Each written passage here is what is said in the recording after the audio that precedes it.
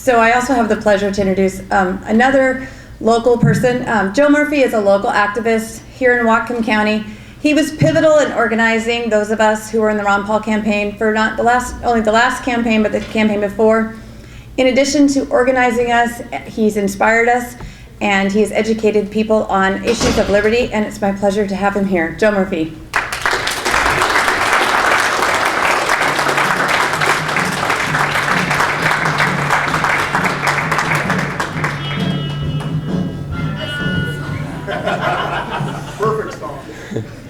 Thank you, Barb, and thank you, Jason, for organizing this and everybody else that helped, and I'm honored to be invited to speak.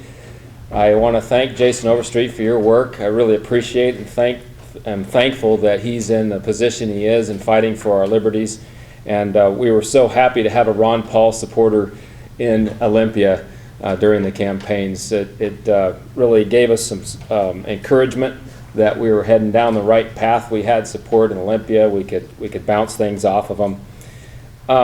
I've only got a few minutes, and so I'm going to talk about principles. I agree with Robin's talk about strategy, and libertarians desperately need strategy, but I'm going to mainly talk a little bit about history and principles. So what do we mean by liberty?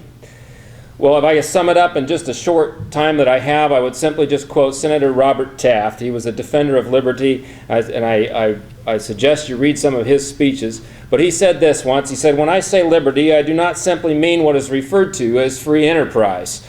I mean liberty of the individual to think his own thoughts and live his own life as he desires to think and to live. The liberty of the family to decide how they wish to live, what they want to eat for breakfast and for dinner, and how they wish to spend their time and how they wish to educate themselves. Liberty of a man to develop his ideas and get other people to teach those ideas if he can convince them that they have some value to the world.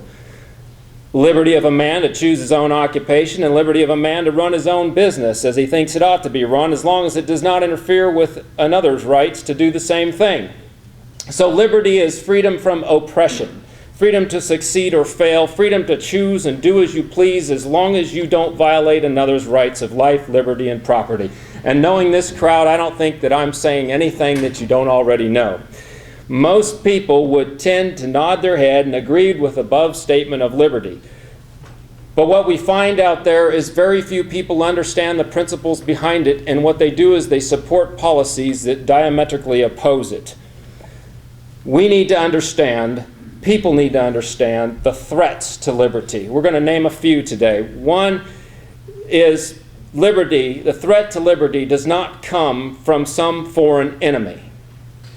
They come from us. The threats to liberty come from us when we allow our liberties to be violated by others under the color of law and the abuse of the power of government, or when we ourselves use the power of government to violate the rights of others. George Washington said this: "Government is not reason, it is not eloquence, it is force, and force like fire is a dangerous servant and a fearful master." Generations of government school indoctrination has largely contributed to change the mindset of the American from a free, individually responsible, self-reliant people to a people that grovel at the state for permission, protection, provision, and for their very identity as a person, and to a people that take pride in the power of the state and its ability to wield that power against other people. They have drunk in the liquor of empire and are drunk with its pride. Pride in the state is statism, and when a love of empire is instilled in the people, then woe to liberty. This is not new to our lifetime. The seeds were sown 250 years ago. That great Virginian, Patrick Henry, stood in opposition to it when he opposed the ratification of the Constitution. Very few people realize that almost half of the people at the ratification conventions opposed this Constitution. In his final stand against the new order, Patrick Henry presented his audience with a choice between empire and liberty.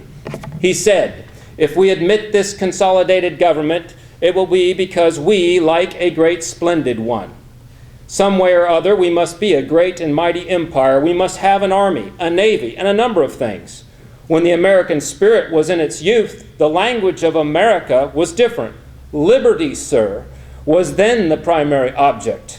But now, sir, the American spirit, assisted by the ropes and chains of consolidation, is about to convert this country to a powerful and mighty empire. Talk about foreseeing things. And quite an empire it has become. Today, as Americans, half our incomes are taxed away to that consolidated government. We send our sons and daughters to die toppling dictators who are armed and financed by those very same taxes. We bleat like sheep for protection from each other and every foreign boogeyman near and far, and then being so deceived, we call that liberty and freedom. During the conventions to ratify the Constitution in the late 1780s, there were two threats to liberty that stood out and were hotly debated between those that desired empire and those that wanted to preserve liberty. These were central banking, fiat currency, and the threat of a standing professional military. In the 20th century, the people of this country, forgetting liberty principles and becoming inebriated with empire, ignored the warnings of those that fought off the British Empire, sorry, Robin, and accepted without a whimper a central bank with its fiat currency, fractional reserve banking, and associated innumerable taxes, and the presence of a professional standing military at the beck and call of the executive, and with its associated perpetual war.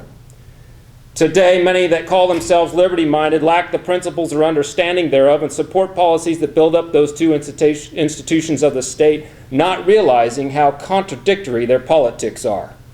You cannot wish to have limited government in one area while supporting an unbridled, all-powerful government elsewhere. I call that schizophrenic politics. It's rampant in our country. You cannot be as the Democrats, many who rightfully oppose a foreign policy of empire, intervention, and greed, and then support domestic social programs that steal from one group and give to another. You cannot be as the Republicans who oppose social programs and more taxes, but support a foreign policy of empire and war for profit of the bankers. Both require a central bank and its ability to create currency out of nothing, and both require a professional standing military and law enforcement to enforce the will of the state. Both are detriment to liberty. Lastly, two other great threats to our liberty have been: number one, the steady erosion of private property, and two, the steady erosion of the common law. There are not many people that really understand and uphold the sacredness of private property. Private property is not limited to land. Private property is everything that you rightfully own: your life, your money, your energy, your time, your interests, and all possessions. We have so disrespected private property that we have now allowed the state, and by the state, I don't think you're all confused by that. The state, I don't mean the state of Washington, I mean state, government, the institution of the state. We have now allowed the state to assume authority over all property, and we must ask permission for nearly anything we want to do. You can't even get on a plane, get a rental car, or get a hotel without government-issued paper. You must have an ID. And we have allowed the state to assume authority over mere possession of items, making a plethora of victimless crimes that fill up our jails and provide a steady source of raw material to the so-called correction industry. There are many that say they are for private property and decry government intervention into their property, but at the same time support policies depriving other groups of their private property. Then they wonder why the state claims it has the authority to deny them the possession of their firearms. And those that would like the government to take away firearms wonder why the government can deny them certain drugs. Schizophrenic politics. Lack of principle. Lack of understanding private property. Lastly, as I mentioned, there is an erosion of our justice system from its common law footings to that of Roman or civil law. The common law and its goal to find the truth, with its confrontational court proceedings and due process of law, presumption of innocence, jury trial of your peers, right to confront accusers, right to legal representation, right to written charges, right to subpoena witnesses, writ of habeas corpus, etc., has practically been replaced with a status legal system that is designed to perform the will of the state regardless of the truth. There's a good book, I suggest you read this book, by Paul Craig Roberts, called The Tyranny of Good Intentions. Good book. It'll detail all of our injustice system that we have. The state waives due process and the protections of the Fourth Fourth and Fifth Amendments with impunity, claiming national security or public protection. You know, this Boston bomber, they got him, right? The last one. They waived his rights for his Miranda rights because of national security or public protection. That man deserves to have due process of law.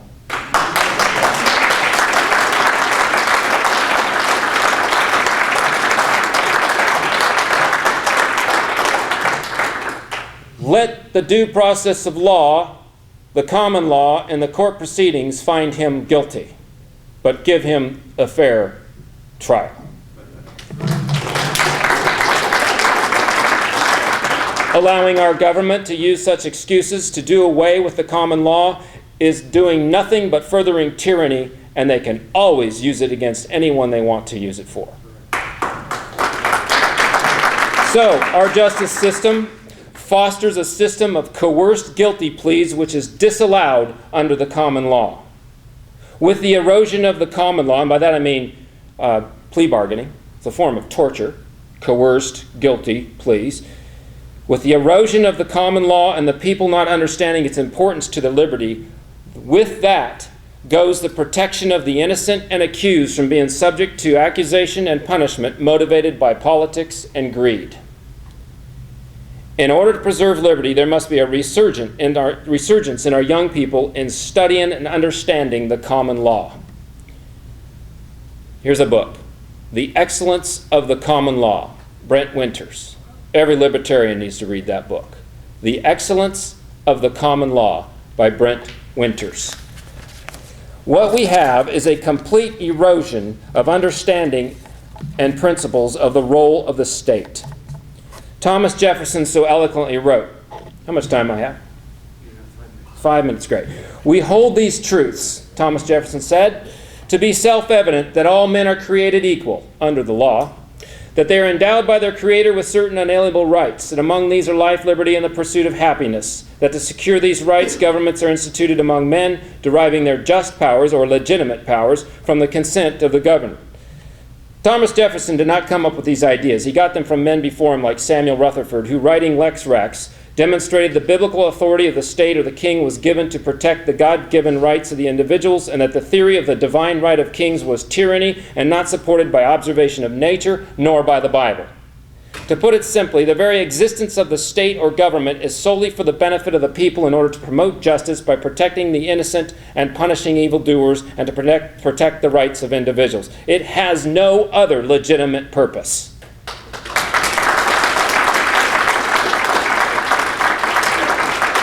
Another book on that subject, if you're writing books down, Romans 13 by Timothy and Chuck Baldwin. Good book on that subject. Because we have dismissed these principles and the warnings of Scripture in our own history, we have allowed and encouraged the government to take on powers and roles that are illegitimate and will always tend to tyranny at the expense of liberty. It is not enough to simply know what the principles of liberty, peace, and self-government are, or what the Bill of Rights say. We must also know why and the historical context behind them, going all the way back to at least 200 years prior to 1775, the Reformation in Europe, and the theology, worldview, economics, and events that led to the American War for Independence. And I agree with Robin, you're not going to go and talk to somebody in 2 minutes and convince them of all this stuff. They'll run from you. But we need to take our young and educate them slowly and reasonably and politely in these principles. Thank you. Another book, The Legacy of Liberty and Property by Daniel Ford. I'm not a book salesman. I just want to get the information out there. Daniel Ford, The Legacy of Liberty and Property. Great book. You'll just love it, I think. You might disagree with it. I don't know. Therefore, wrap this up. In order to return to a land of liberty that can prosper and live quietly and peaceably, that's what we all want, we must educate ourselves and our children. I encourage everyone to do a few things. One, promote homeschooling. I'm a homeschool. My wife and I homeschool. She does most of it. Promote homeschooling. Homeschooling is the biggest movement in rebellion to the state.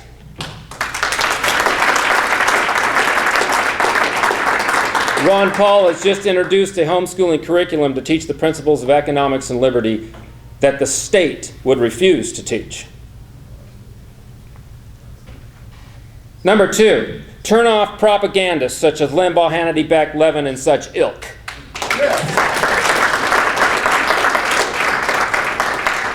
Number 3, turn off the television and audiovisual and pick up good reading material.